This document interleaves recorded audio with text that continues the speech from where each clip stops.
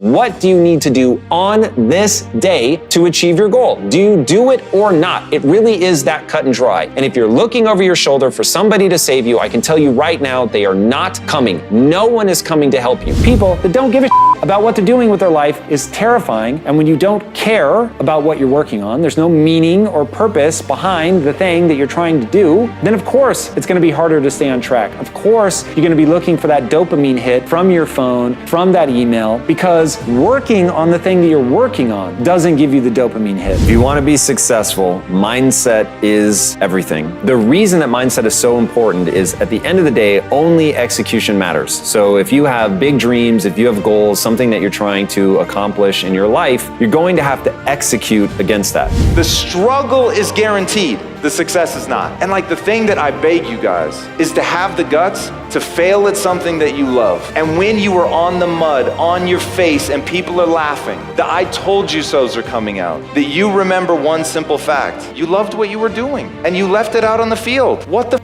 else is there? Need motivation? Watch a Top 10 with Believe Nation.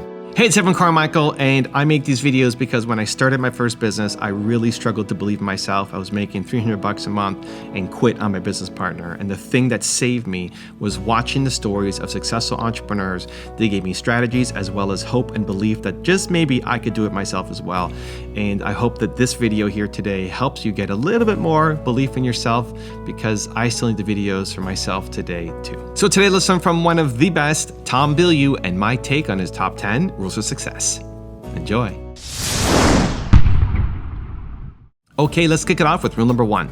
Establish a routine. Morning routines are one of the most important things that you can create in your life. And the reason is, when you start the day, if you get early momentum going, the rest of the day is often going to follow in that. It's an idea called entropy. Everything moves towards chaos. And the only way to combat that is to put energy into the system. You are not going to wake up and randomly have a good day. You're going to have to structure your day in a way that sets you up to overcome all of the entropy, all of that chaos, all of the 1,000 things going to come at you on a daily basis that are going to knock you off course. And the easiest way to do that is to have a routine that you follow every morning, so you don't have to think about it. You don't have to reinvent the wheel. You don't have to wonder or think about what you should be doing. It's just right there. It is baked into the routine. So by doing that, now you can actually accomplish the most important things first. So the thing to doing your morning routine well is to optimize for what Tim Ferriss refers to as the lead domino. What's the thing that if I did this, it's gonna make everything else easier down the road? So number 1, a morning routine actually starts the night before. You wanna get plenty of sleep. Why? Because that's going to optimize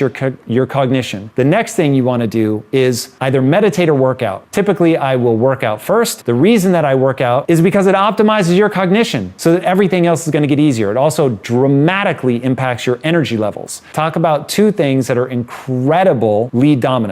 If I'm getting sleep and optimizing my cognition, if I'm working out and optimizing my cognition, and I'm making sure that I have the energy levels that I need to get things done, now I'm really making sure that everything that I do after that is easier. The next thing that I do is meditate. Why? Because it optimizes your cognition. You want to make sure that you're getting all of your background radiation, the stress, the anxiety. You want to get that as close to zero as you can. That way, you can think clearly. You get into what I call a calm and creative state, so that areas of your brain that don't often communicate are able to communicate. Get better ideas that way. Again, lead domino, improving your cognition, lowering your stress levels, making sure that you're centered and that you've got that energy to move forward. Then I'm going to go down my list of important things. I make that list the day before, so I know exactly what I should be doing at any one time. And again, it's a lead domino strategy. The first thing that I'm going to do is going to be the thing that makes everything else on my list easier. I'm going to do everything that I can do on the most important thing. And by the way, they should always be rank ordered. There is no such thing as a tie. There is a number 1, a number 2, a number 3, a number 4, so on and so forth. There is not 2 number 1s. There's not 2 number 2s. There is a 1, 2, 3, 4, 5, so on and so forth. I do everything that I can do on number 1 Once that's now where I'm waiting for something else, or I just have to let it bake, whatever, then I'm gonna move on to number 2. I'm gonna do everything I can on number 2. Then I'm gonna move on to number 3. If you set your day up like that and you're not checking your phone and you're not responding to other people because that's letting them control your schedule, and what are the odds that somebody other than you knows better what you should be doing to make your goals come true than you? The answer should be 0, because if somebody else knows better than you, we already have a problem. It means that somebody else is paying more attention to your own life than you are. That would be problematic. Get that morning routine down, get that momentum going, do the lead domino strategy, make sure you're optimizing for energy and cognition. Absolutely critical. Rule number 2 is push yourself. Once you know what your goal is, that goal then makes demands. And you either live up to those demands or you don't. And the reality is that most people don't. So even when they have the clarity and they get into it and their kids wake them up in the middle of the night and then they're really tired the next day, they wake up late, they're rushing out of the door to get to work, they go, their boss is a dick to them, they come home, they're super stressed out. Through all of that, their goal suddenly becomes unimportant. And unfortunately, because life is hard and life is going to punch us in the face constantly over and over, the only way that you're going to achieve your goals is if in that moment you get more aggressive, that you have those rules in your life that are like, I am doing this every day. I know that I'm trying to read X number of books, lose X number of pounds by this date. And that means by the end of this week, I need to have lost 1 pound or 2 pounds, or by the end of the month, I need to have lost 5 pounds. Whatever your goal demands, your goal ultimately will be translated into math. So it is very simple. What do you need to do on this day to achieve your goal? Do you do it or not? It really is that cut and dry. And if you're looking over your shoulder for somebody to save you, I can tell you right now, they are not coming. No one is coming to help you. This is something that you have to do for yourself. And I hope in hearing all of this, you realize why 92% of people fall into the category of I gave up. I quit. I knew what my goal was, or I didn't have enough clarity,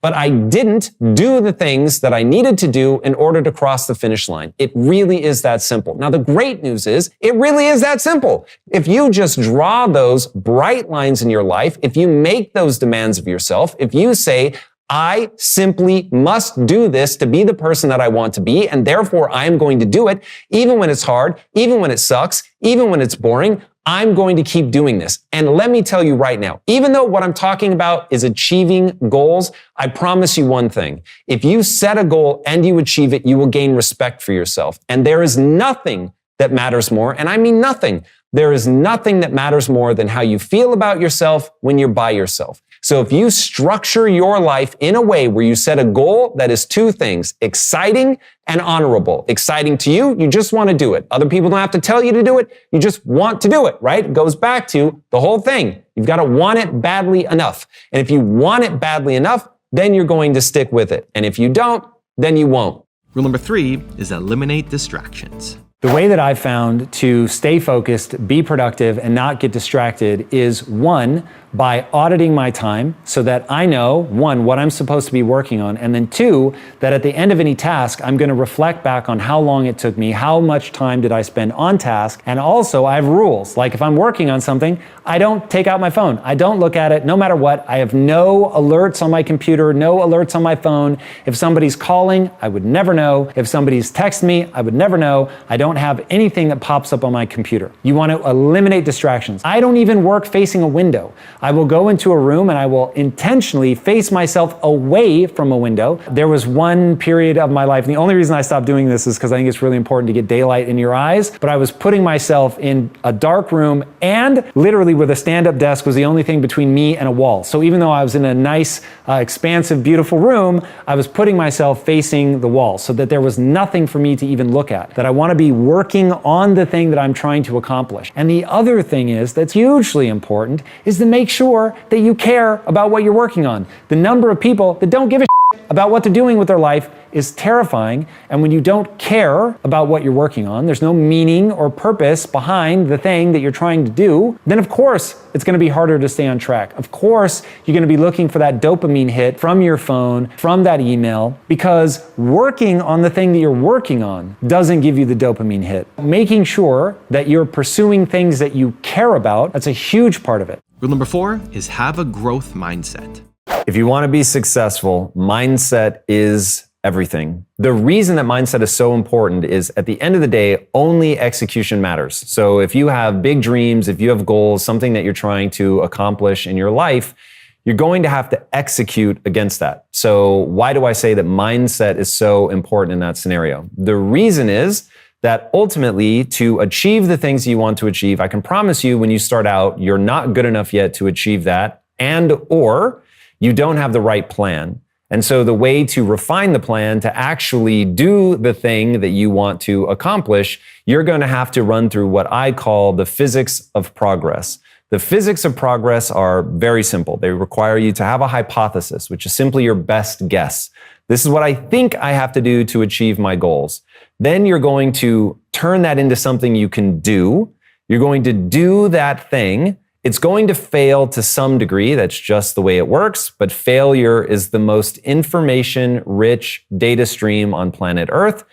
But to accurately assess the data and figure out what it's telling you about why you failed to some extent or why it was more inefficient than it needs to be, you have to be willing to stare nakedly at your own inadequacies, take responsibility for the outcome, not make it somebody else's fault or the economy's fault or whatever, any external force. If you're making it an external problem, you're never going to be able to learn the lesson you need to learn in order to improve your behavior so that you can then execute better and make more progress. That really is it. That's the physics of progress. Hypothesis. Turn it into something actionable. Run that action. Learn from the partial failure, get a little bit smarter, come up with a new hypothesis that is more informed, turn it into something actionable, run that, it will fail again to some degree, figure out why by lowering your defenses, having a growth mindset, making sure that you are able to take on the responsibility. Now, why is that a mindset question? Why can't you just run that equation if it really is that simple? The answer is, you have in your brain something called the psychological immune system. This is something given to you by millions of years of evolution. We should all be extremely grateful for it. And the psychological immune system's job is to make sure that you don't commit suicide. It is designed to make you feel better about things. It's the reason why you can mess up, make a mistake, and you can soothe yourself. Now, the problem is that the goal of the psychological immune system is not for you to achieve your goals. It's simply to make sure that you feel good enough about yourself that you can keep moving through life. Now, the reason that that becomes wildly problematic and is one of the most important things that you have to address in your mindset if you're going to be successful is because the number one tool that your psychological immune system works to soothe your ego is to make everything somebody else's fault. It is the fault of the government. It is the fault of rich people. It is the fault of not being born the right color, not being born the right sex, so on and so forth. It is making something the external problem. Now, here's the really bad news. Your psychological immune system is going to grab for a very valid excuse. Those things that I listed may all be true. They may really all be holding you back. The problem is you want to know what the right mindset for success is. And if you want to be successful, you are going to have to overcome an endless parade of problems. And to overcome the endless parade of problems, you have to have a way to take responsibility for what you can do differently to overcome those problems. Instead of being annoyed, instead of shutting down, instead of just pointing the finger, you want to adapt your behavior. Also, to make sure you're actually taking action after watching this video, I've designed a special free worksheet just for this video. The worksheet will highlight all of the lessons learned in this video, as well as pull out our 3 favorite learnings and quotes that will inspire you to actually do something. The worksheet will also give you space to write down what your key takeaways are and your specific plan of action to make sure you're getting results. If you want the worksheet designed specifically for this video, absolutely for free, there's a link in the description below. Go click on it and start building the momentum in your life and your business. I'll see you there. Rule number 5 is set specific goals. The reason most people fail to achieve their goals is twofold. Number one, they don't have a sufficient level of clarity. And number two, they don't want it badly enough. The statistic is that 92% of all people that set a New Year's resolution fail to stick with it. The way that you go from being in the 92% to being in the 8% is by having a freakish level of clarity and building so much desire in your life that nothing could stop you even if it tried. This is what you need to do. The clarity piece is really the most important thing that you can have in your life. And most people have a really vague sense of clarity, but because they can say in a sentence something like, I'm going to win a gold medal, they think they have the clarity that they need. But the question I would ask somebody that told me that they wanted to win a gold medal is, a gold medal in what? The Olympics? Yes, Tom, I want to win a gold medal in the Olympics. Amazing. Which event? Swimming or tennis? Swimming, fantastic. The breaststroke, the freestyle medley, what's it going to be? You have to get so specific with your goal that you know what to do with the next 15 minutes of your life. Ultimately, success, accomplishing a goal, seeing things through, all come down to what you're doing with your time and what part of your potential you're turning into actual usable skill set. The only way to know how to spend your time transferring your potential into skill set is to have a truly granular level of clarity. You cannot stop at the high level, and you can't do what a lot of people do, which is they, as the Brits say, they waffle. So when they're describing their goal, they either say something like, I want to win a gold medal, which we just covered as hopelessly vague, or they say something that's even worse, which is, I really want to do something great with my life. I know that I'm capable. I was really athletic when I was a kid, and I know that if I applied myself, I could probably really, recapture what I was doing. That's how most people describe what they want to do in life. It is terrifying. You need to be able to state what your goal is in a single sentence with no commas, parentheticals, run-ons.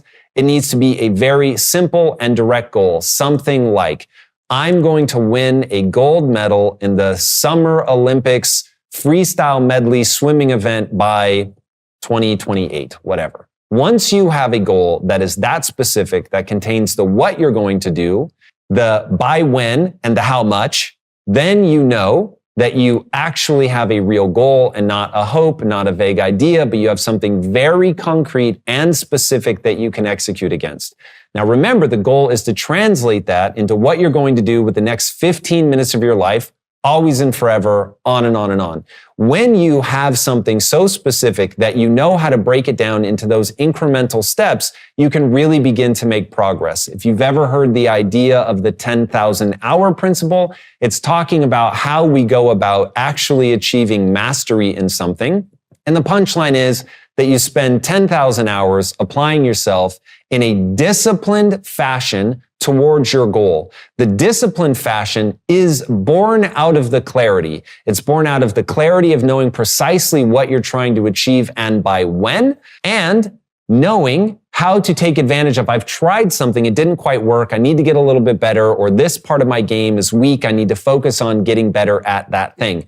But again, all of that is born from clarity and being able to break down that clarity into action items, which is absolutely critical because action items are how we're going to turn our potential into skill set. And that is the critical chain that you have to walk. Rule number 6 is have the guts to fail. I'm afraid of getting to the end of my life and realizing that I did not become the best version of myself, knowing that I got to the very end of my life and I did not accomplish every single thing I know I believe in my heart that I deserve to have. And I know the only thing that's stopping me is myself. I love that. I think that's the right fear. And I think all of us should have some form of that fear, which, if you didn't hear, is to have a vision of the person you could become and to reach the pearly gates, as it were, see who you could have been, contrast it with who you actually are, and be disappointed by the gap between them. And I love chasing that. I think it's a beautiful chase. But what I hope you guys will do, if you ever find yourself at the pearly gates disappointed in how much farther you could have gone, to simply ask one question of yourself every day. Did I give it my all today? Doesn't mean you're always gonna win. Yeah. If your life is a series of yes, I did, you've won. You've won. Guys, the struggle is guaranteed. The struggle is guaranteed. The struggle is guaranteed. The success is not. And like the thing that I beg you guys is to have the guts to fail at something that you love. And when you are on the mud, on your face, and people are laughing, the I told you so's are coming out, that you remember one simple fact. You loved what you were doing, and you left it out on the field. What the else is there? Legitimately, like I'm getting emotional. What the else is there? What more can you ask of yourself than to really try, to really say, I give a shit about this?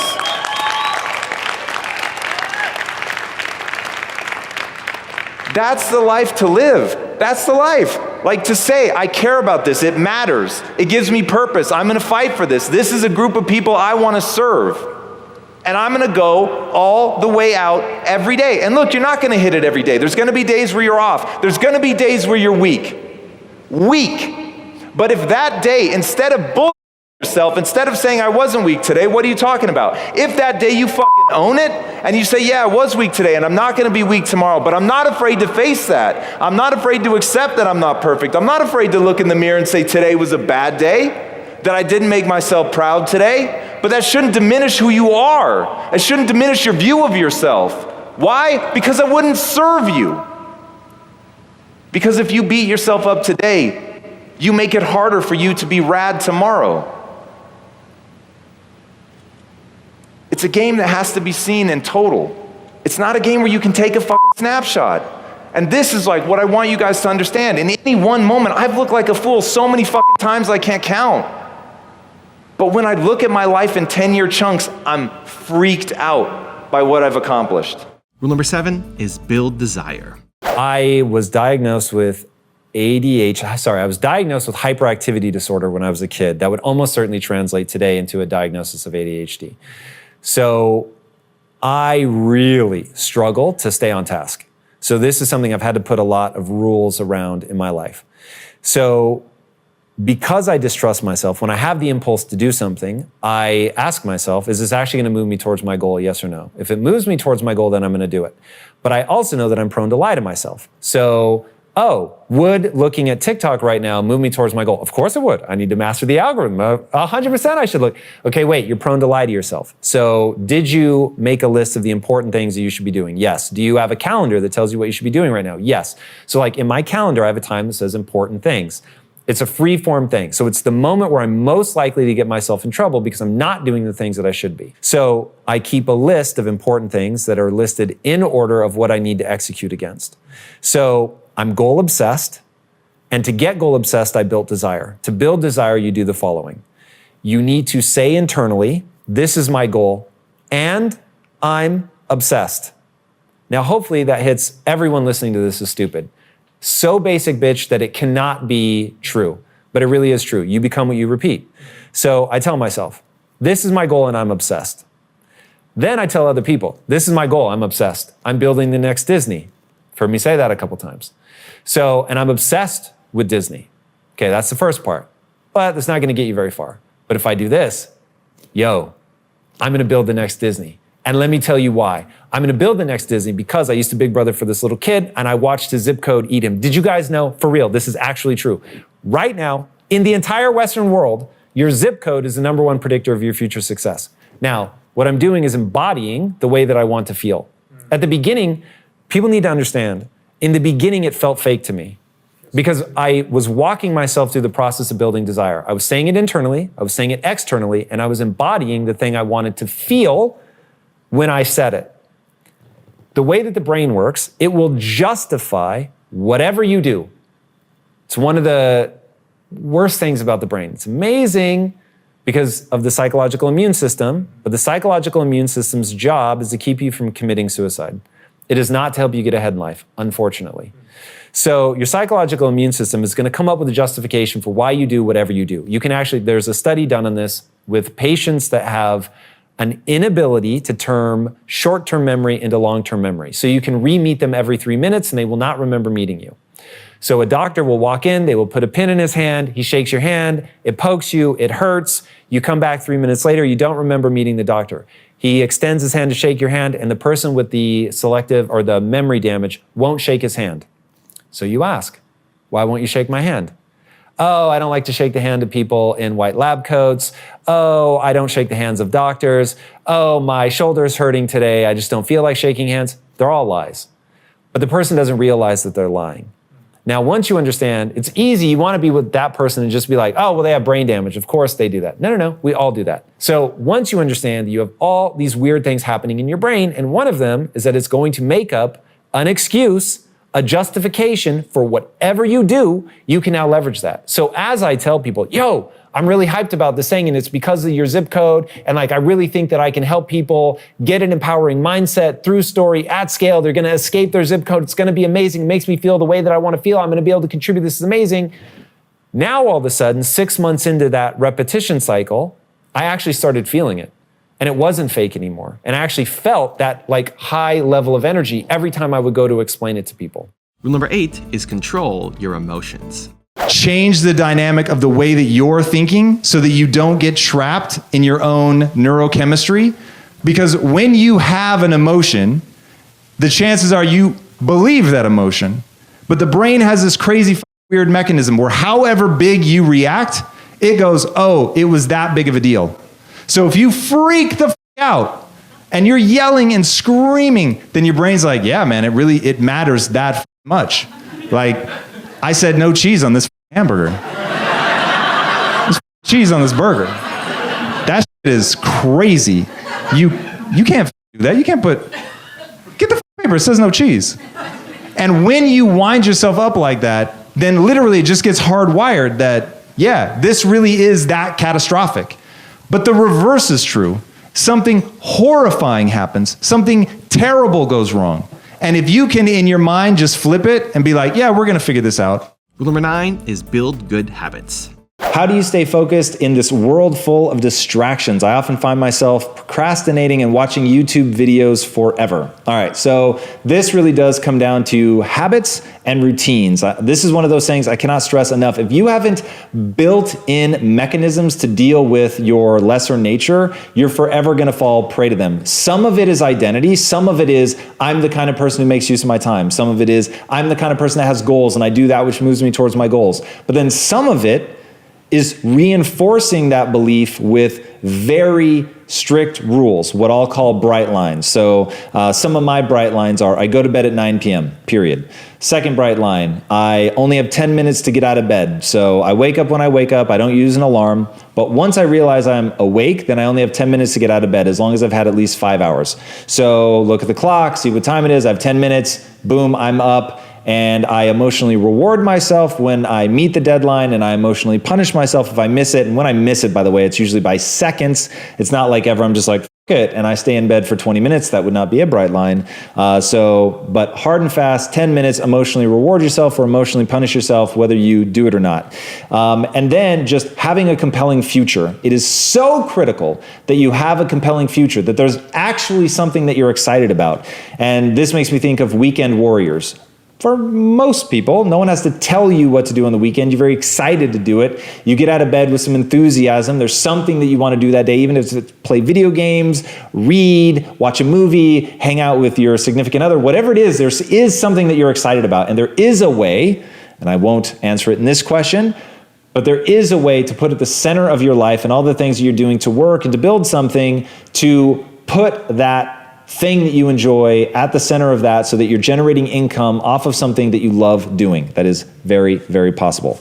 And rule number 10, the last one before some very special bonus clips, is chase fulfillment. Here's the thing about happiness. Happiness is by nature transient.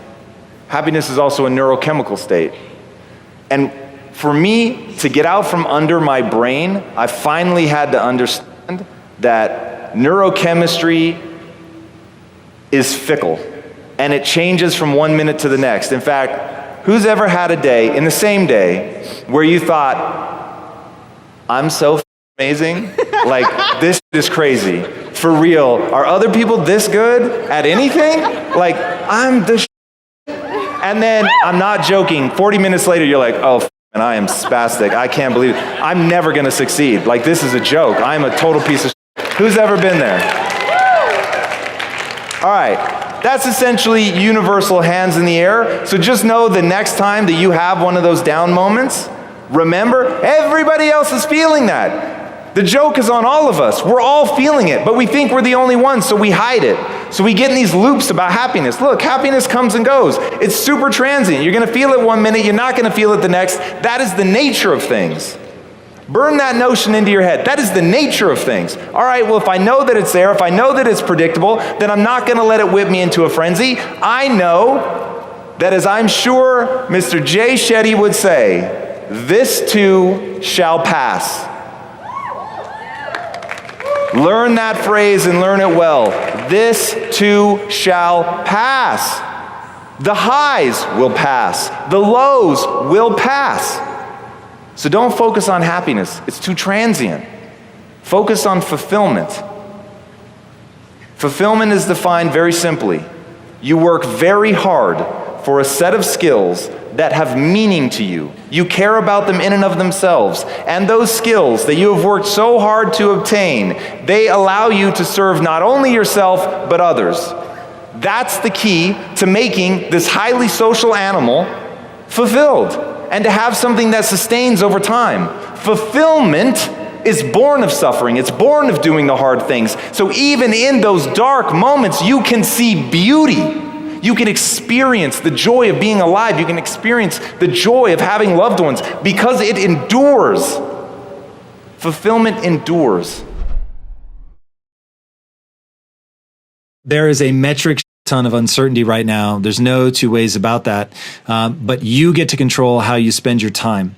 So when you think about making the most of this time, if you allow yourself to get overwhelmed by the uncertainty, then you're going to be paralyzed and you're not going to make good use of this time. Versus if you know what you want to be accomplishing, you know exactly what your goal is. You know, hey, 6 months from now, I want to be doing this. A year from now, I want to be doing this, whatever. You can't control what happens to the world. So literally shut that out of your mind.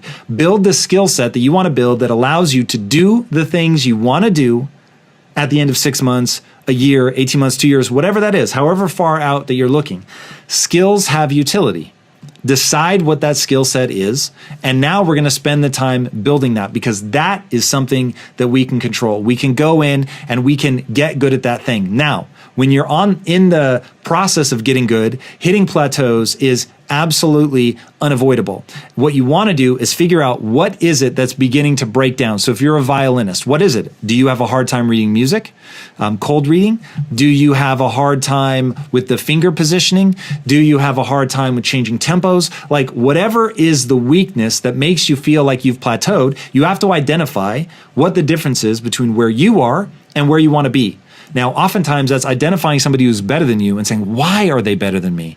And not like in a judgment about their worth or anything like that. Just what is it that they do better than me? And then begin to dissect it. Look, there is quite literally, much to my dismay, nothing that as of today I'm the best in the world at.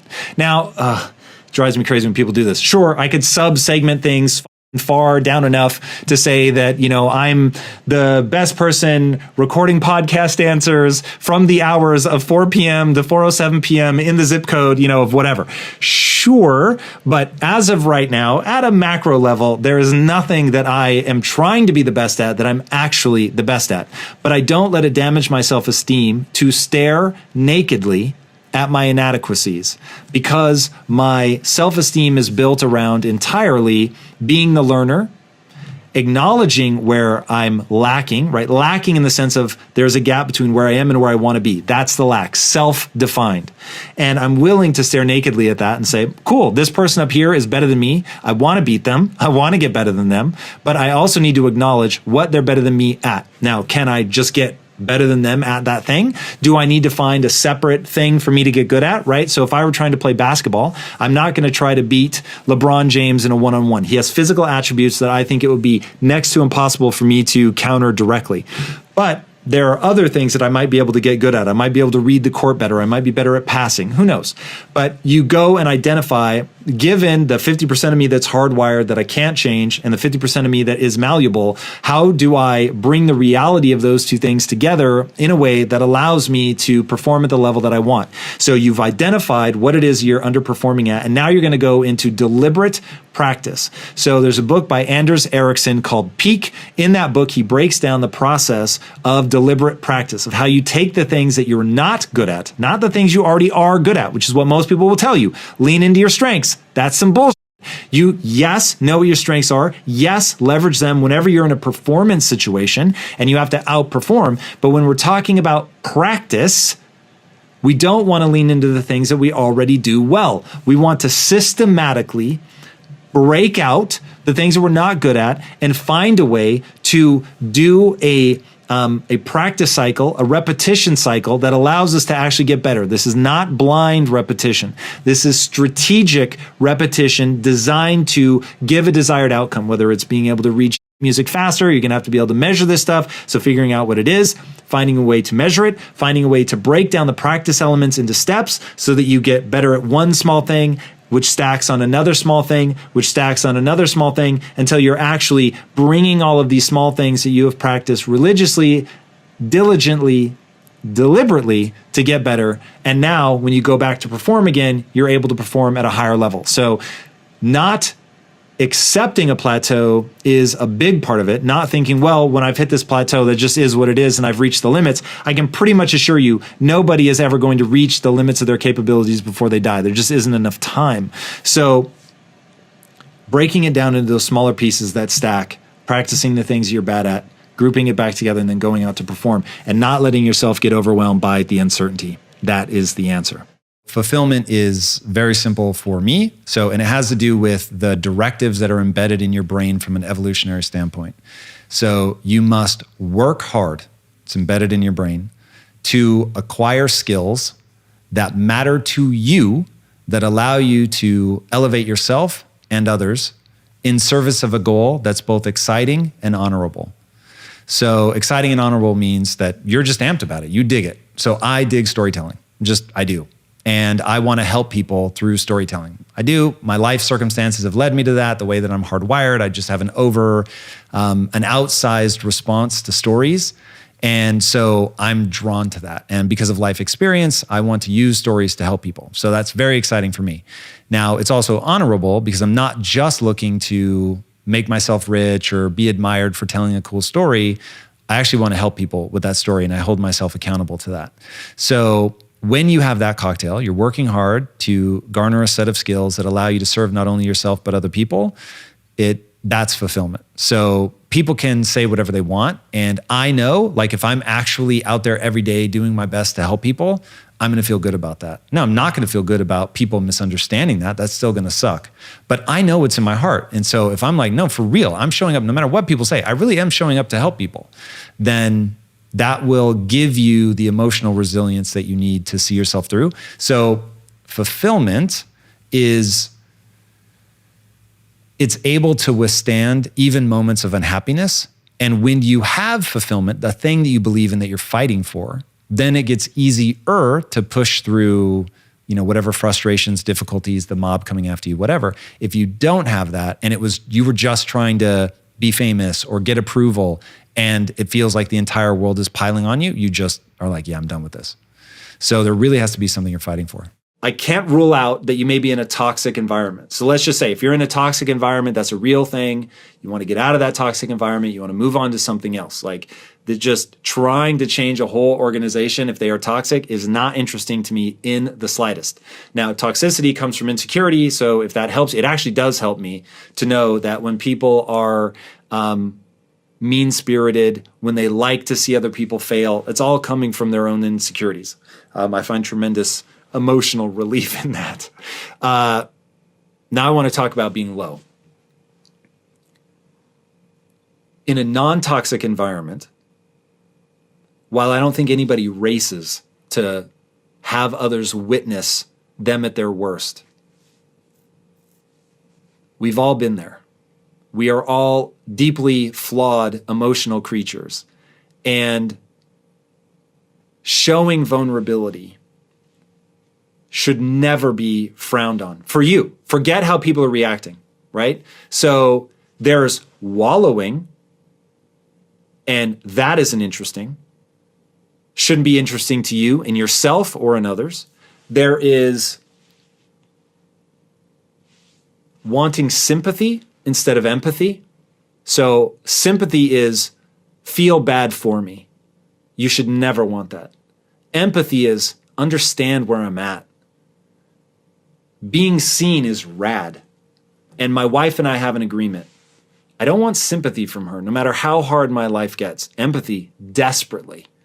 And the way that we've always explained it to each other is, if I'm ever knocked to my knees, I don't want you to get on your knees with me and cry. I want you to extend a hand, tell me how much you love me, pick me back up, brush me off, and remind me of who I can become. That's rad. So I'm not worried if she sees me low. I'm not worried if my team sees me fail.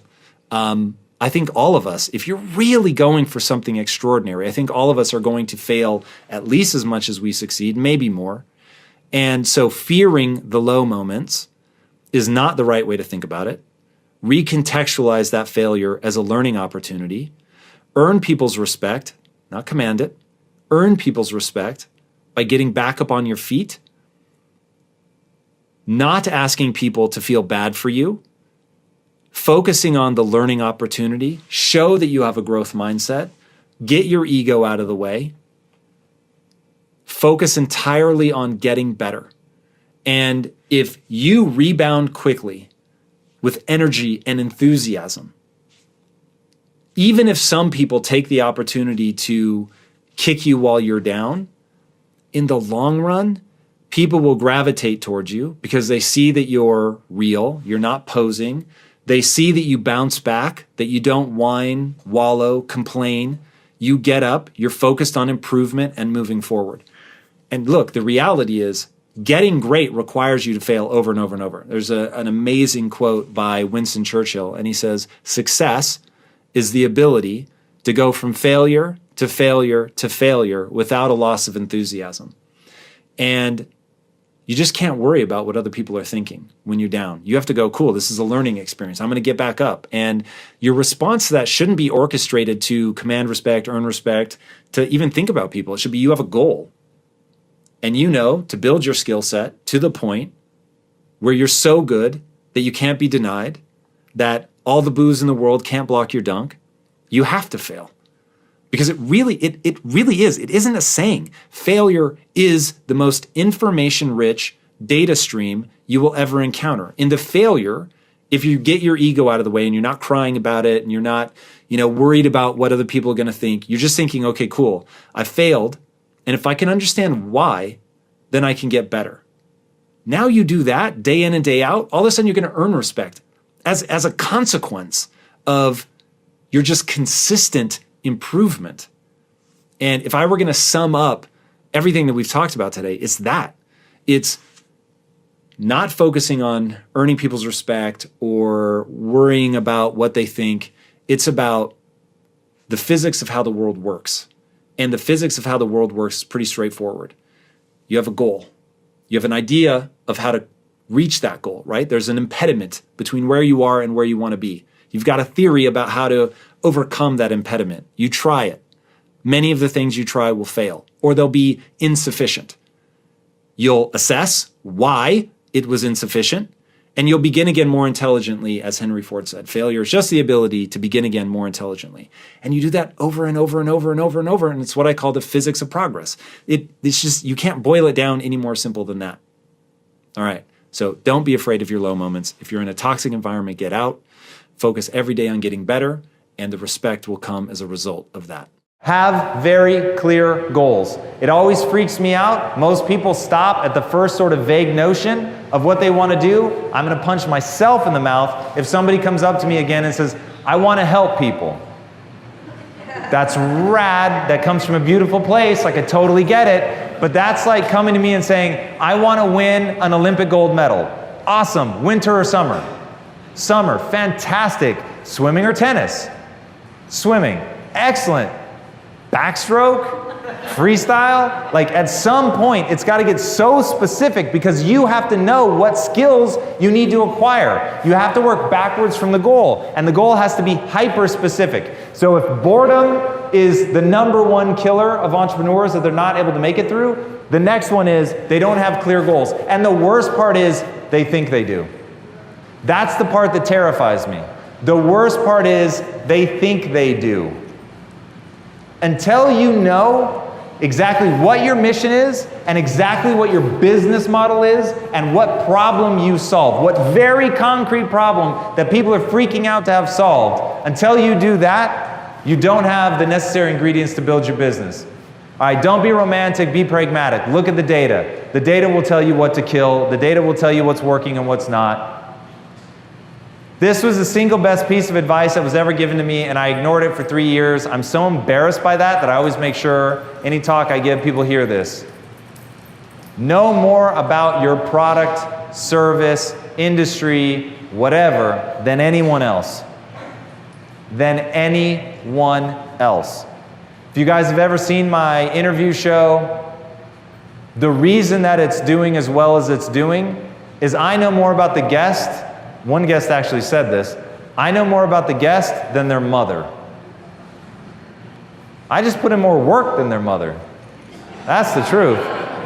I go out and I research and I read everything and I watch every video that I can. And so I know so much about that person. I know I'm going to give a different interview than anyone has ever given before because nobody's done that level of research. Not only does it blow the guest away and totally endear them to me, but it gets us to the point where we can give an interview that has unique value. So know more about what you're doing than anyone else in the world and grind, baby, grind. For 2 years, that's what I look like every day. Hairnet, lab coat, gloves. Put in the work. Put in the work. And this is where the rubber meets the road. This is where you're really going to separate the people that are wantrepreneurs from the people that are real entrepreneurs. You've got to want to grind. You've got to learn to love that. You've got to learn to love to put in the work, to be proud of yourself that you showed up and put in the work, to be proud of yourself that you taught yourself how to suffer, to be proud of yourself that you're developing a mindset where you believe I can do anything I set my mind to. And by the way, once you believe that you can do anything you set your mind to without limitation, how you spend your time becomes a spiritual consideration. How you spend your time becomes a spiritual consideration because you could be doing something. If you want to end hunger, end hunger. What's stopping you? Bill Gates is actually going to end malaria. He's going to do it because he had the tenacity to generate the resources and because he has a mind that allows him to work on the infrastructure and figure out how to actually solve that problem. Do not, under any circumstances, make Bill Gates or anyone else extraordinary to let yourself off the hook. Don't do it. Don't sell yourself short. And this is where I see people go wrong all the time. They look at somebody who's amazing and they say, well, they're just naturally gifted. I could never do that. You couldn't do it because you believe you can't. And because you believe you can't, you don't start putting in the work. Michael Jordan got cut from his high school basketball team. He wasn't exactly showing all the promise in the world. My own mother, when I left for college, quietly assumed I was going to fail and didn't admit that for years. I showed no early signs of promise. I actually have a version of this talk where I show photos from my childhood and people are like, yeah, you just look stupid. And it's true. I used to dress like a clown, and I mean that almost literally. So my waist was size 36, and I wore size 54 pants. I wore literal jester hats. I had one of those big chains that connected to my belt. I had shoulder length hair. I did not exactly look the part, and I didn't take myself seriously. It really is a game of transformation. It really is a game of understanding that you can become something. So even though I didn't start with the requisite skills, even though I wasn't a born entrepreneur, which is why I start this tale with that, even though I wasn't a born entrepreneur, I could acquire and did acquire the skills that were needed to execute. It is a very long road. that leads you here. Right now, most entrepreneurs in the world are thinking about one thing: winning a championship ring. That's an incredible question. This is something that I have lived through. So when Quest was small, it was very easy for me to do what I was saying at the top, lead by example. I was there on the production line. I would take the hardest job and we would literally agree. What is the hardest job? This is the hardest job? Cool. If this is the hardest job, I'm going to be the one that's going to do it. And I would get in there and I would do it with all my might. And not only would I do it, but I would uplift other people. I would bring energy and enthusiasm. And I'm an introvert by nature. Let me tell you right now. Now, in fairness, I have a pretty easy time going to extroverted. So my default though is introverted. Now, by going on the line, by encouraging other people, by taking the hard job, all of a sudden it was very easy for me to get people to rally behind me. But as we scaled the company, now all of a sudden there were a ton of people that had never seen me working like that. So to them, I was almost a mythological figure. By that point, I was creating YouTube content. So, we had 3,000 employees. Many of them had never met me. And so to them, it was like, oh my God, that's the guy that runs the company or the guy that's on YouTube, whatever. And it had a really problematic effect on the way that they approached me. And so what I began to realize is you have to have a culture. You have to show people up close what gets results, intoxicate them with certainty. Okay, that's a huge part. If you really want to take your leadership game to the next level, you want to make sure you know exactly what needs to be done. So within the world of influence you're trying to have, you know where you're trying to go. So you have a goal, very clear goal. You can articulate that goal. This is where we're going. And then you never, and I mean never, let somebody outwork you. And when you have certainty on where you're going, you tell other people what that is, we're going to go after this. Most people live their entire lives doubting themselves, doubting the path that they're going on. And even when some element of what I'm saying isn't going to work out, but you believe to the core of your being, I'll adjust, I'll figure it out. Now you can intoxicate people with certainty and just go like a bat out of hell towards that thing, working in a way that nobody else is going to match. And if when you do that, you elevate those around you rather than say, hey, why are you losers not working as hard as me? You say, hey, we're a team. I want to lift you up. I want to help you. I want to help you get there. Okay, so now you establish that with those around you in that near group. You make that the culture. This is how we move here. This is what we're about. So you're as good as what you can write down. So you write down what that culture is. You let people know what it means to be a part of this team. Then when they get in, you're encouraging them, you're elevating them. You start with the people closest to you. Because you've been able to write the culture down, you know which way they have to act. You hold them accountable. You ask them to hold you accountable, right? You're not trying to be above this. You're trying to be in it, trying to show people what it means. So now you've got your core group, then they're going to have their core group, and then that core group is going to have their core group, and now that influence goes down. So you definitely have to set the example, but when you scale, you have got to get people to understand what the culture is, get them to lead by example, get them to intoxicate people with certainty, get them to show people what it means to have a goal and to go after it and to live up to the standards of that culture.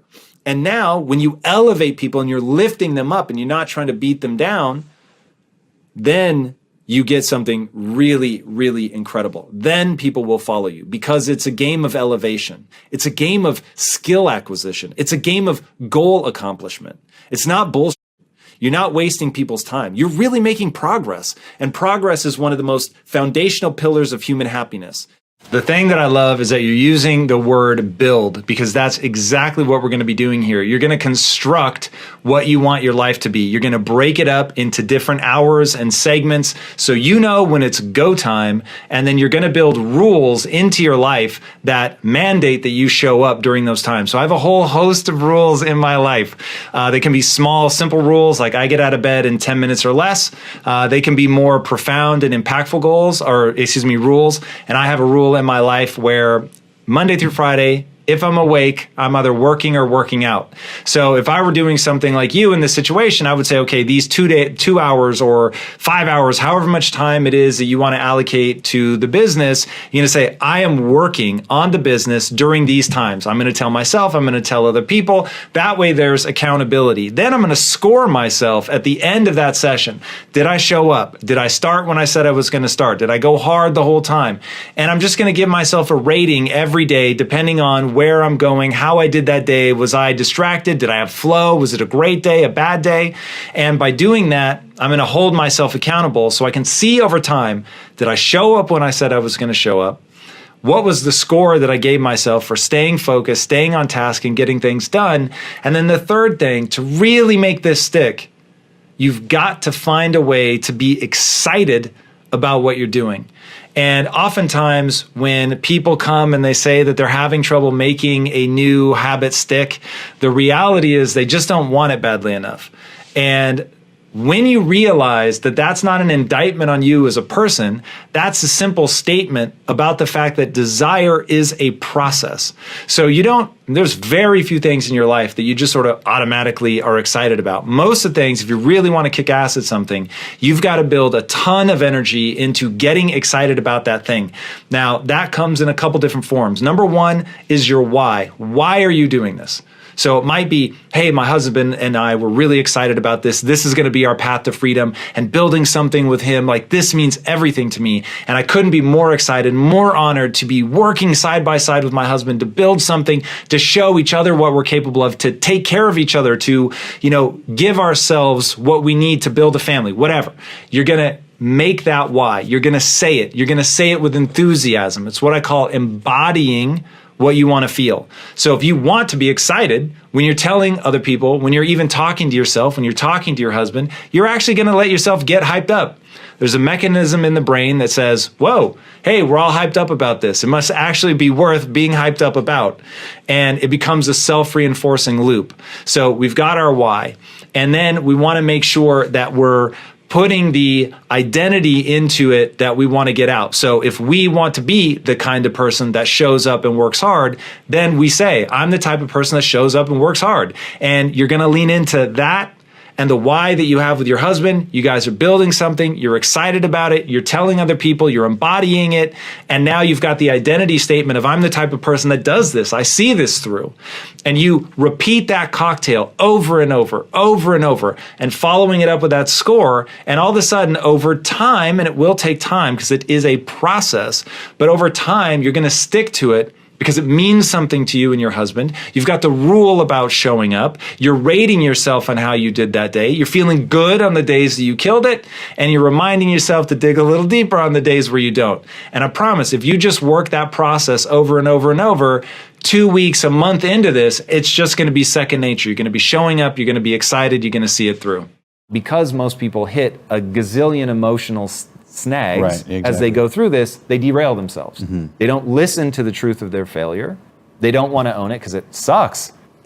Every time, Omar, that I realize that I have screwed up, that I am wrong, it sucks. I don't enjoy it. But the thing that keeps me going is recognizing that that is the nature of progress itself. And that if I fail to look at what I can control, that I could do differently next time, I'm either going to repeat the mistake or I'm going to quit.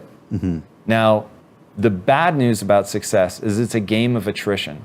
And the really bad news is that to move forward, you must be willing to fail a lot. Because failure is the most information-rich data stream that exists, because it hurts and you actually tried something. So you tried something, there's real-world results, those results hurt. That pain triggers the areas of the brain that have to do with memory and focus. So you really look at that thing, right? This is, again, this is nature saying, hey, because there's so much information in this failure, I want to make sure that we do the things that get you to learn from that so that the next time it isn't a close call with a tiger, right? That either you can really keep distance, you're not putting yourself in that kind of dangerous situation again. And then obviously the people that really got themselves in trouble just got eaten, and so they're all wiped out. And so that becomes this loop. But every time you fail, you get this aversion response. where you don't want to do this again. You don't want to look at it. You don't want to face your inadequacies. Right. And it's really rough. And then it's magnified 1,000-fold by social media. Yeah. Because now 1,000 people are telling you that you're a moron. So it is this And you really... have a team and money and time and energy and You magnify that 1,000,000-fold because now there's a lot at stake for a lot of different people. And so most people, they just can't keep iterating. And so it is the game. And there's, as far as I can tell, and look, I'm constantly updating my mental models, but as far as I can tell, that's the ground floor. That really is the physics of progress. And if you can't figure out that when I just failed and I failed publicly and people are making fun of me, in that moment, can I just stay centered or get centered again? Because of course you're going to get knocked off. Can I recenter myself very quickly and focus on what I need to do? And once the do is back to hypothesis, back to execution. And if you can stay in that loop, what do I need to do? What's the next thing to try? Then on a long enough timeline, you can win. But most people, they just stop, man. It's just too much. It's not fun. And by the way, there is a ready-made off-ramp because I don't know how many people should listen to me. I don't know how many people should live the kind of life that I'm trying to live, where I'm trying to have outsized success. I'm trying to build something massive. For the right person, I think that I actually have the right tools. Like these have served me incredibly well in my life. I have the receipts to show that it works, but I also have the receipts to show emotionally it's brutal. And if you don't know how to rebalance yourself, it's not a winning proposition. So focusing on the mental game of like fulfillment matters, fulfillment's important, joy is a metric, optimize your life for joy. And then you've got to play the game on a really long timeline. So you have to discount anybody that says, you're a moron for this failure. It's like, that doesn't ring true to me for the following reason. Making a mistake and even doing something that is objectively stupid. Let's say that the vast majority of humanity would have seen clearly that which I missed. Okay? So let's say that was true, and I'll qualify that and say that's what we're defining as stupid. So let's say that I actually do make a stupid mistake that most people would not have made. If in that moment I give up, I'm out of the game.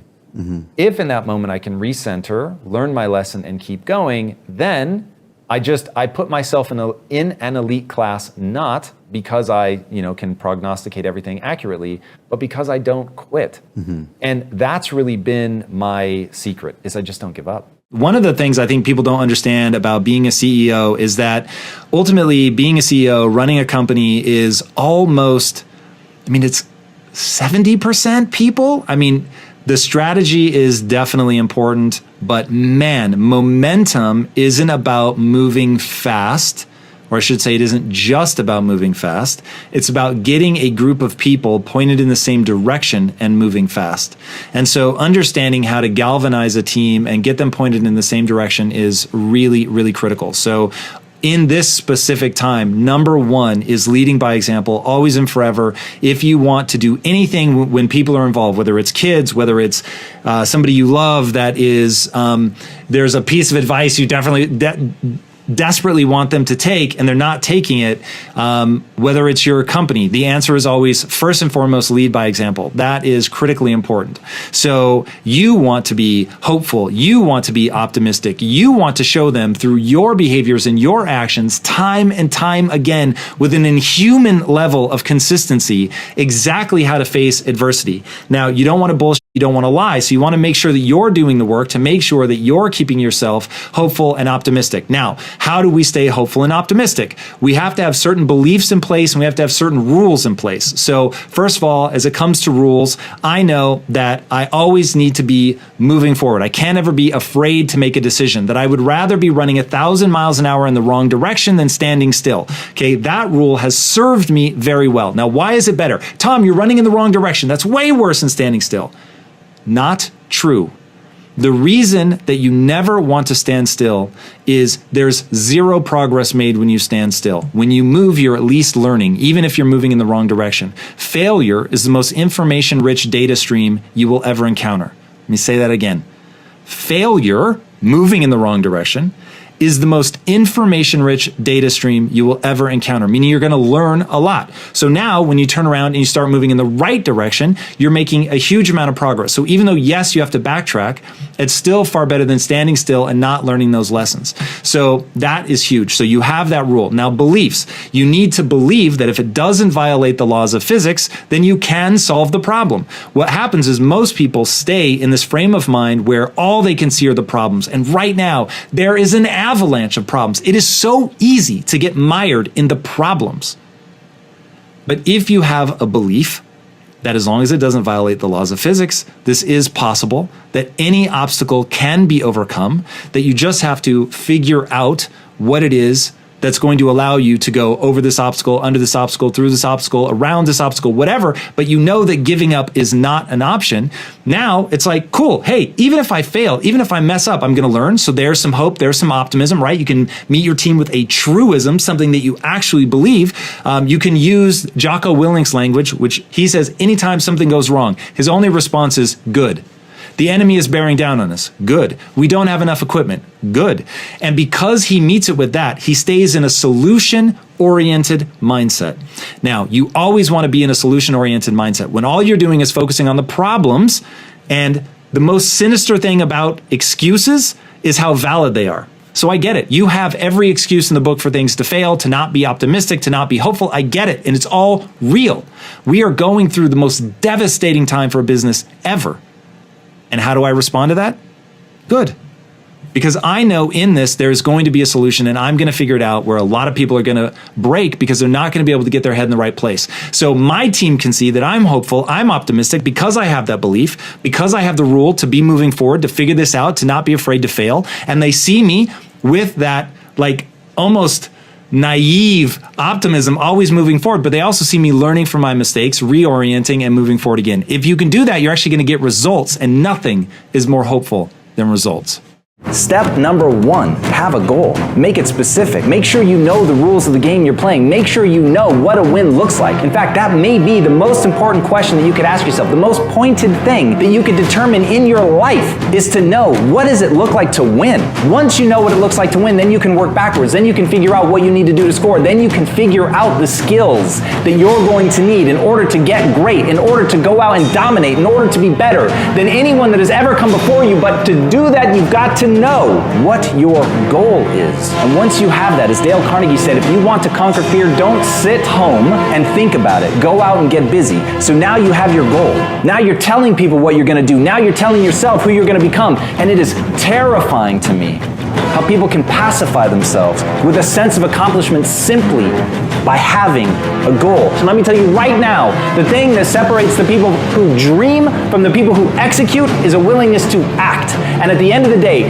nothing is going to stop you. Not fear, not inability, not inadequacy. The only thing that will stop you is failing to start. You've got to find a way to get yourself going. You've got to find a way to take that desire, that interest in you, and turn it into a raging inferno, something that's going to get you moving and going ahead, that will trample everything in its path. Once you're able to do that, nothing, and I mean nothing, will be able to stop you. Here is the reality. No matter how successful the person is that you're looking at and wishing you could be like them and thinking that they have everything all figured out, the one thing that I can promise you is that all of us struggle on the inside. That is just a reality of the human condition.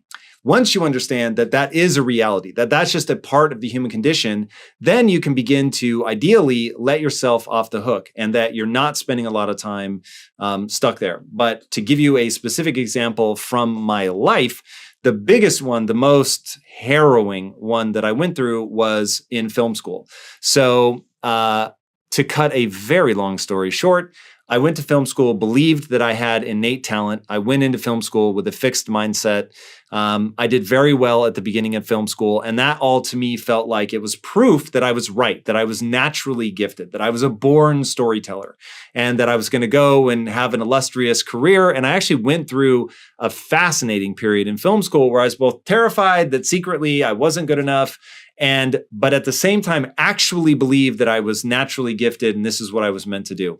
And every bit of feedback that I got in either direction was it made me believe to the core of my being that it was true. So when I would do something poorly, I would think, see, that part of me that was convinced that I actually don't have talent, you were right. And then I would do something well, and the part of me that believed that was like, see, I knew it, you were born for this.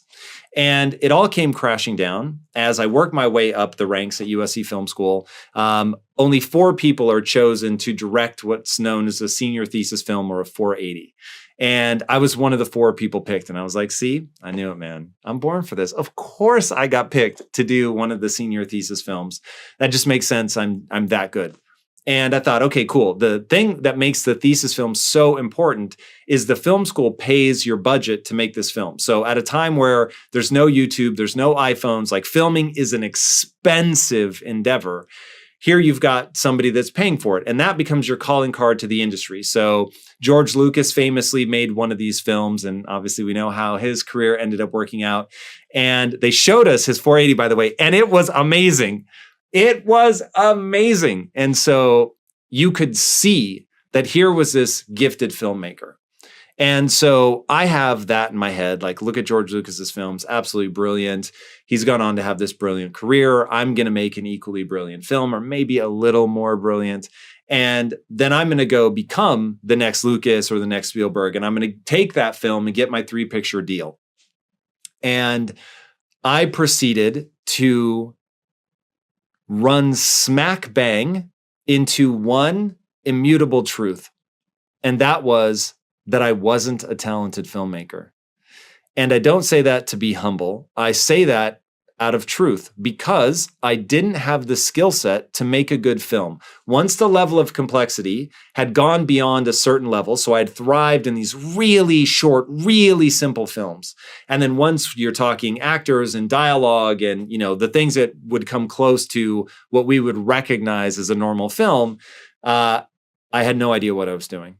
And try as I might, I couldn't figure out how to make the film come out well.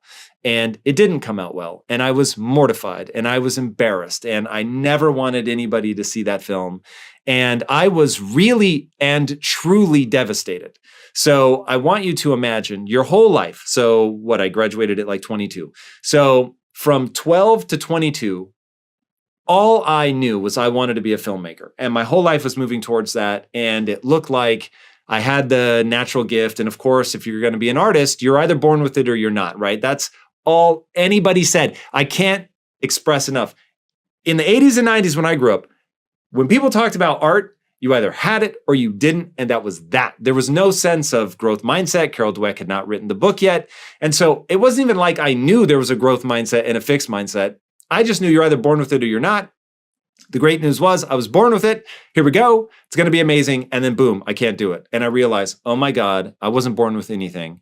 I don't know how to do this. There is a tremendous amount of process to this art, and I don't know that at all. But of course, as I'm in the middle of it, I just think my world has come crashing down. I'm not gifted. I will never be gifted. And therefore, I will never be a filmmaker. I will never make anything of myself. And it was a downward spiral of epic proportions.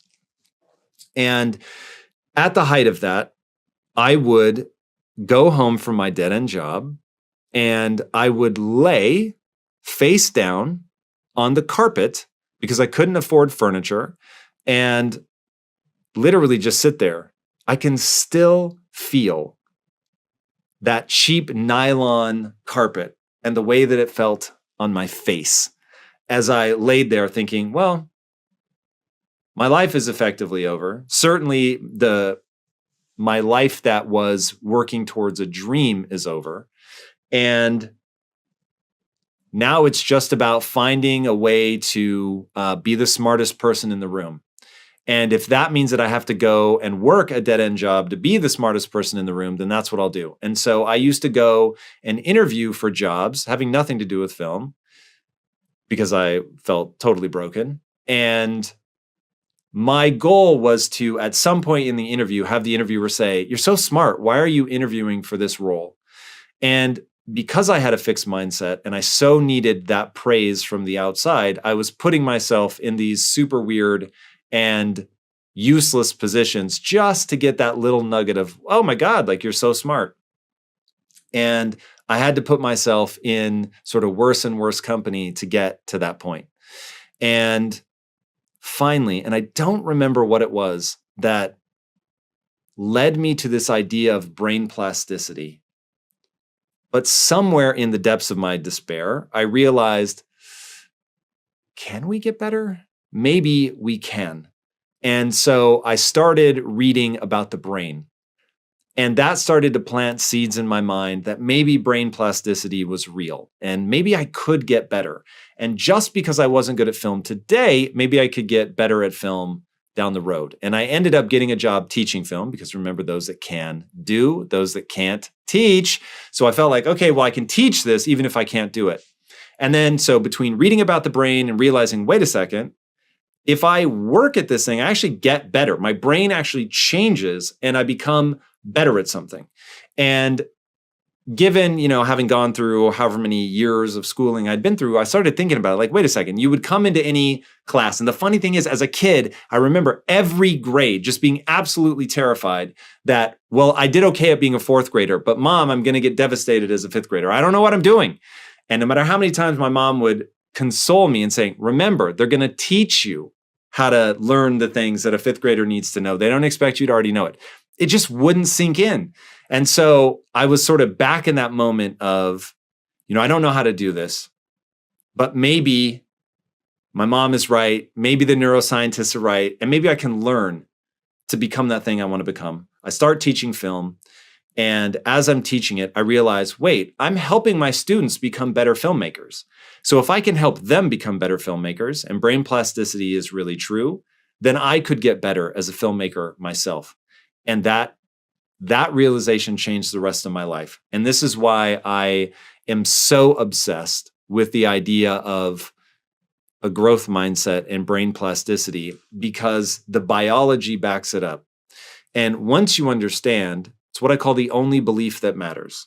The only belief that matters is that if you put time and energy into getting better at something, you'll actually get better. Your diet is one of the most important things that you can do to boost your energy, your focus, and your productivity. What you should be eating varies wildly. And I will just tell you right now that while I'm going to give you a very simple thing that you can follow, and it's going to take care of 80% of all of your desires and problems, know that there is massive variability at the individual level and that you should be testing a lot of different things to find out what is right for you. So what I'm about to lay out is the sort of generic strategy that I think everybody should try.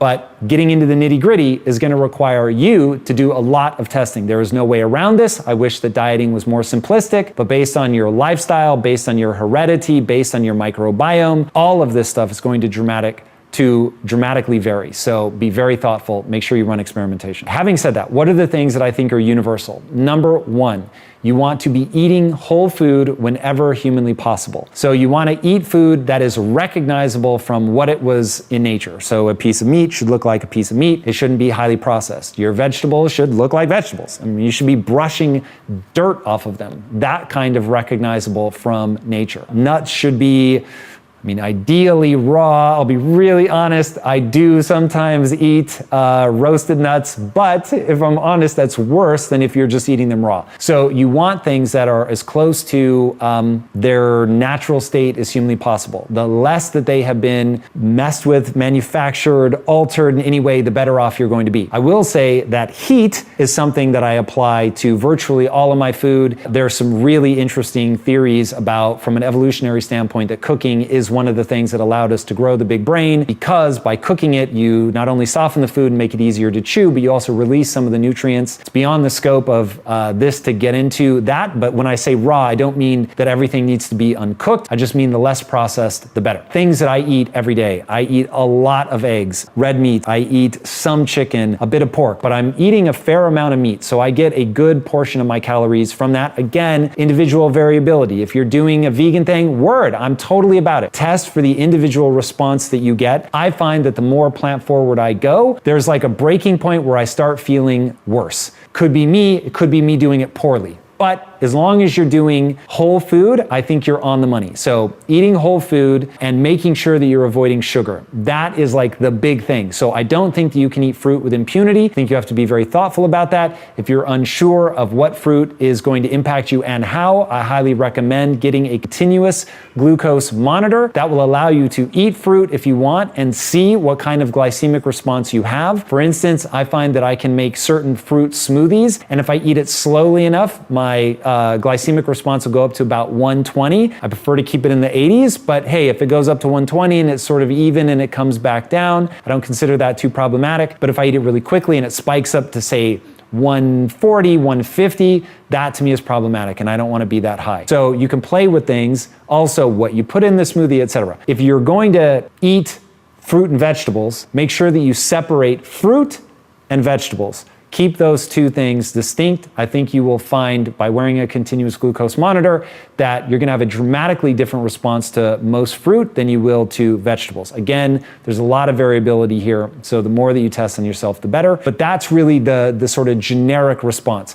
Or generic setup that I think everybody should try. Whole food whenever humanly possible, avoid sugar. Keeping your blood glucose below 100, I highly recommend it. For me, I try to keep my glucose in the 80-ish range. That's sort of my default. I also do intermittent fasting. I think that is very effective. Getting into things like autophagy is beyond the scope of what we're talking about right now, but even that I think is going to be huge. Body composition is greatly affected by intermittent fasting. Again, individual variability. Make sure that you experiment with this stuff for yourself. I do, when you average it out, I think I went about 18 months where I was tracking every day. My average over that extended period of time was 17 and a half hours. So on the weekends, it's shorter, but on the weekdays, sometimes it's longer. Sometimes it's 19, 20, 21, 22 hours that I'll go between meals. But again, over a very extended period of time, it averages out to 17 and a half hours of not eating. Now, the way that I do that, I have my last meal around 1:15, definitely done chewing by 2 p.m. And then I don't eat again until the next day at around 9:30, somewhere around in there. Shorter on the weekends, longer during the week, and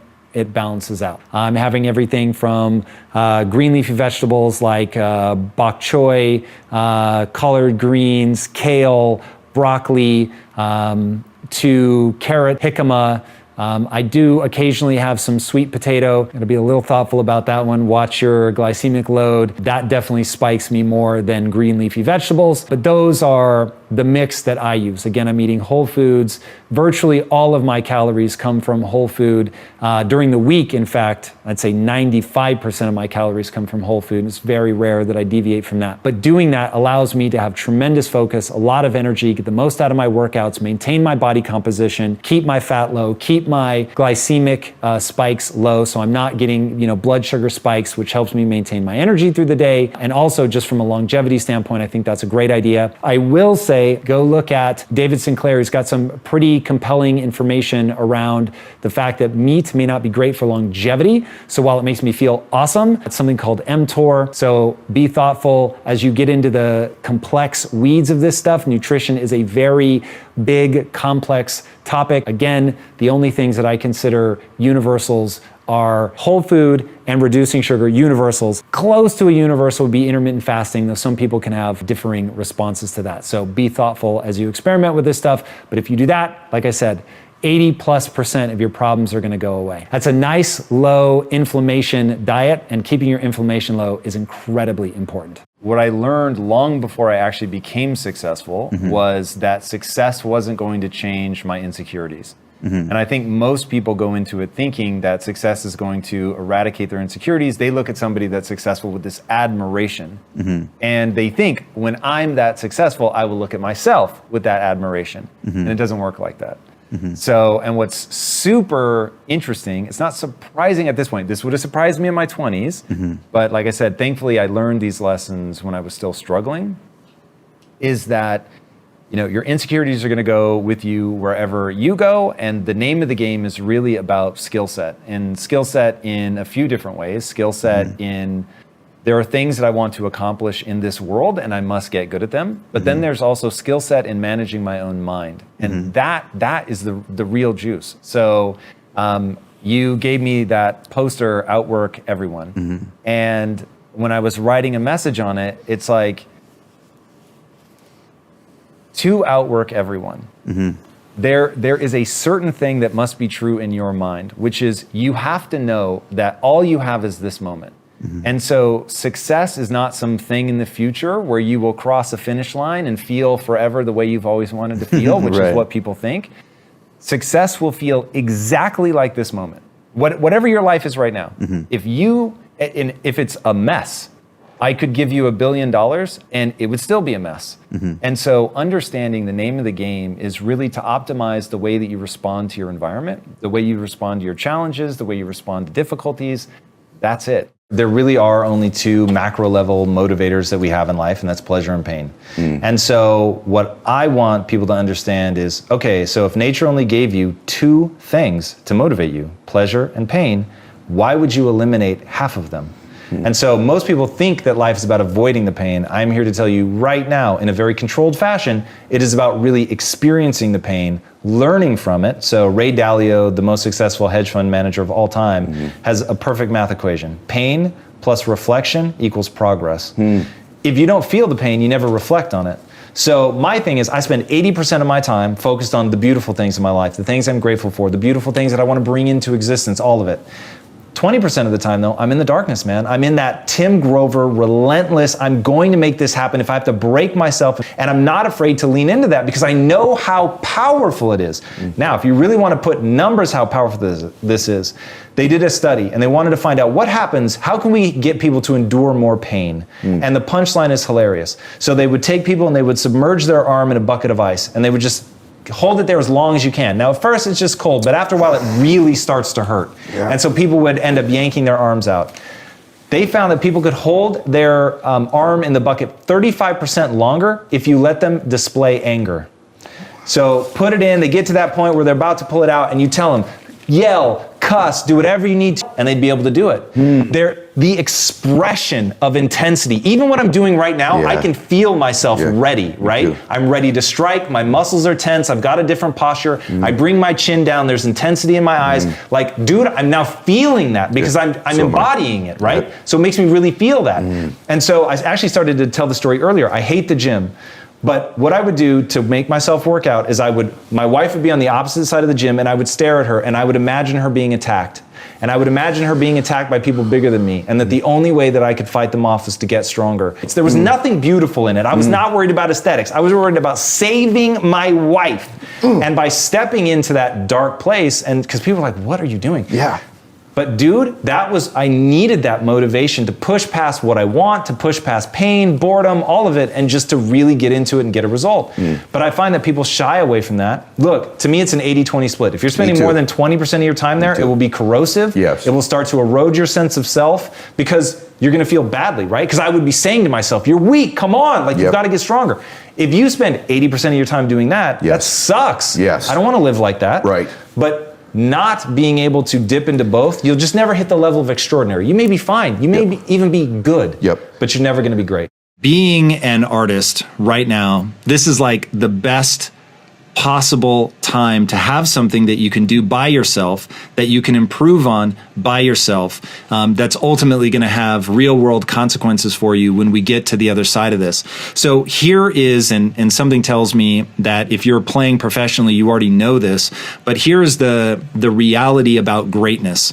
Greatness is about doing the things that are tragically boring and that you have to repeat over and over and over to get better at them in a deliberate way. You don't just want to repeat them blindly, but in a deliberate way, buckling down and doing the things like, for a musician, playing your scales, practicing your improvisation, practicing your cold reading, all of the things that are very easy to put off when you have a job and you're busy and you're making a living. It's kind of like typing. What they find is most people sort of, their typing rate, if I remember right, it's like 65 to 70 words per minute, is where most people tap out. But I think the record is somewhere around 250 correct words per minute. So if the average person is tapping out around 65, but the delta is all the way between 65 and 250, you begin to see like how far you can really push yourself. But people get to a level that they deem acceptable and they just sort of stop there. But because everybody is being forced to shut down right now, if you're a musician and you're saying, look, I'm not worried about streaming and going live and all of that, which I think there's a whole question to be answered about doing that and about how you could generate even more revenue by going online. But you asked me to set that aside, so I'm going to set that aside. But right now is that chance to embrace a level of boredom that most people are not willing to push through in order to get to greatness. So in a business context, I always tell people boredom kills more entrepreneurs than anything. It kills more entrepreneurs than fear.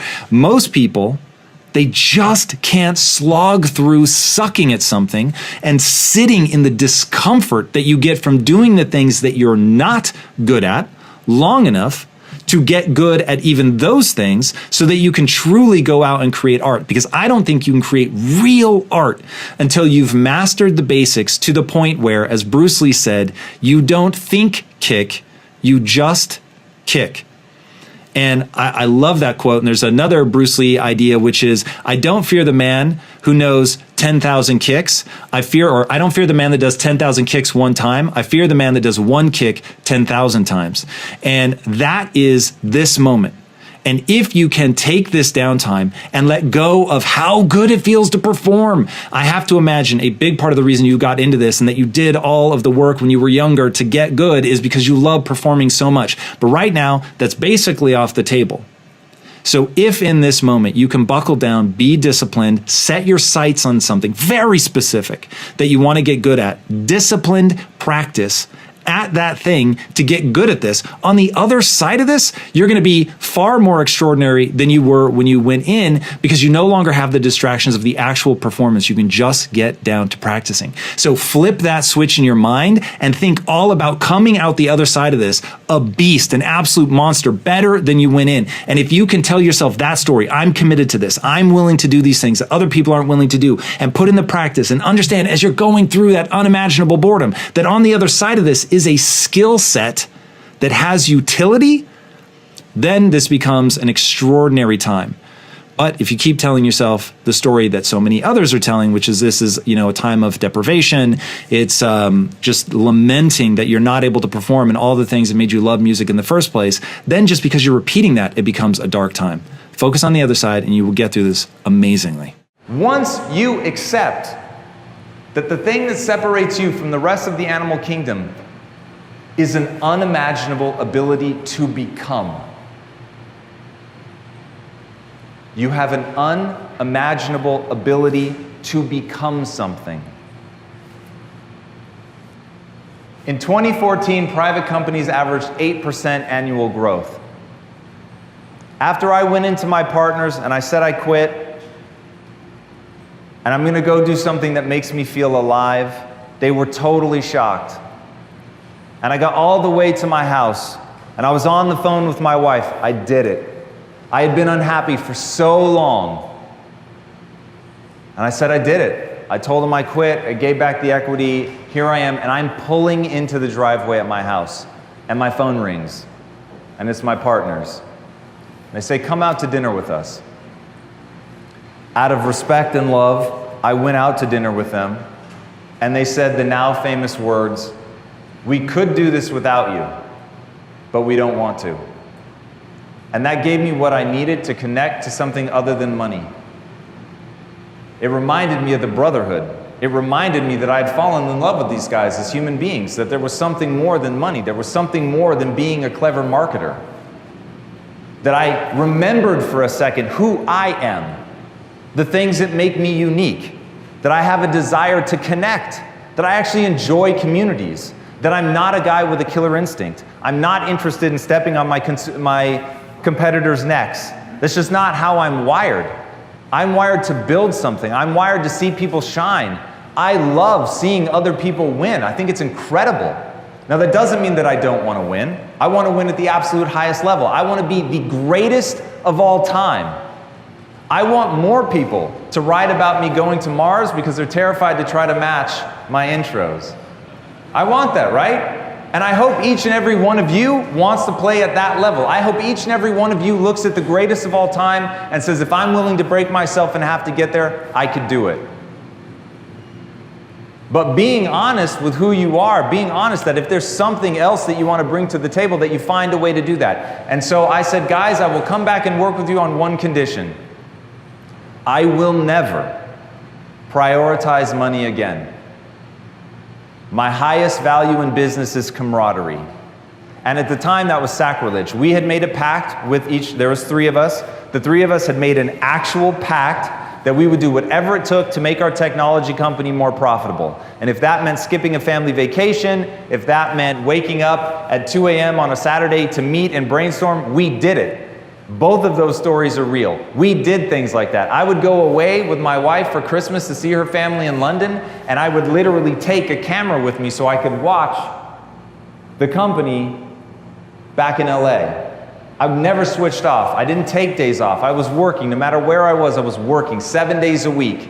I didn't take a real vacation, meaning that I wasn't actually working while we were on it for 6.5 years. One, I believe doubt is a gift. Let me say that again. I agree with Doubt that. is a gift, man. If you know you're going to do something, that you will stick with it, you're not afraid to pivot or change directions, whatever, but that you know you're going to go after the things you care about, and you're going to go after them hard, and you're not going to stop when you get tired, you're not going to stop when you get bored, you're going to stop when you're done. Like, when you know that about yourself, then doubt is a gift.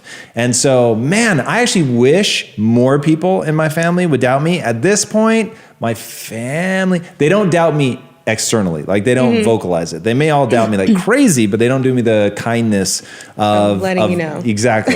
So the reason that is a gift is because I believe that human beings are wired to leverage 2 different things. One, the beauty of what you're trying to create, the people that support you and love you and want to see you succeed. Like, that's amazing. That feels good. It's going to give you energy. And I think you should spend 80% of your time there. There are times, however, especially when something gets really hard, really painful, that, and I've talked about this before, but if you're doing a research on pain tolerance, the one thing that they know universally will allow somebody to tolerate more pain is anger. Actually expressing anger. So if you put somebody's arm in an ice bucket and make them hold it there, like at first it's not so bad, but then it really gets to the point where like, this hurts. And when it gets to the point where it hurts, if you want, it's something like 30% longer. If you let people go and like really express like anger and rage, they'll be able to deal with that 30% longer. So there is something, you're able to marshal the body's resources when it gets really hard. So in those moments, that's when I turn to the people that hate on me, that want to see me fail, that doubt that I can do it, like, and use that in that aggressive, dominant way to really push through. And like, under no circumstances will I let that person be right.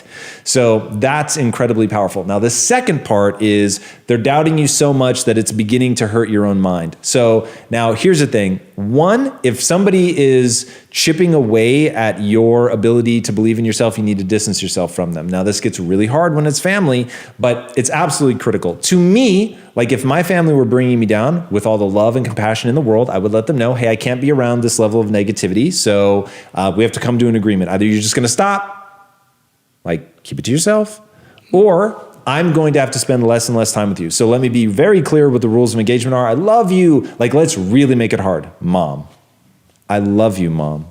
I love you more than you can imagine. I love being around you. I want to spend time with you. But the things you're trying to do to protect me, because her intentions almost certainly are good, the things you're trying to do to protect me are actually eroding my confidence. I would not words like this, these exact words, okay? This is the exact conversation that I would have with my mom. So it's beginning to erode my confidence. Confidence is one of the most important things that anybody needs to cultivate if they're going to go on to be successful. So I fully understand that you only have my best interest at heart, that you really want to help me and you want to make sure that I don't make a mistake that could be very detrimental to my life and my career and where I'm headed. So I understand that those are all really, really beautiful intentions, but they're having this unintended side effect. So because of that, I either need you to stop or I'm going to have to spend less and less time with you, which would be utterly heartbreaking for me. So let's agree to disagree. Let's agree that when we come together that we're going to talk about positive things, beautiful things, wonderful things. And then if she can't help herself, stop spending as much time with her. It's that simple. It's not easy. I get how painful that would be, but you have to. And when she then calls and is like, you don't come around as much anymore, you say, we had the conversation. I was brutally honest with you, what I need to protect my self-confidence. I know that you don't mean to do it, but you're still doing it and I can't be around it. So until you can figure that out, and let me tell you all the times where you were saying this, that, or the other. And again, I'm not questioning your intentions. I know your intentions are good because that's immediately where she's going to go. But I'm just trying to protect you. Like I say those things because they're not really negative. Why are you taking them negatively? This is your fault. You can hear words like that. And so you just need to be abundantly clear. I have a line in the sand. I love you. I have all the empathy and compassion, but I'm not going to be around that. So, and then as you distance yourself, she will change her behavior or she'll entrench. If she entrenches, you know everything you need to know about her mindset. That's toxic, whether it's your mother or not. And then if she doesn't entrench and realizes, whoa, like even if I believe to the core of my being that I'm not being negative, those things are perceived as negative. And that's one thing that you can say that'll lighten the load. Hey, maybe those things really are positive, but just so you know, I'm interpreting them as negative. They're affecting me at a visceral level as negative. So for me to keep coming around, they have to be excised from our relationship, period, simple.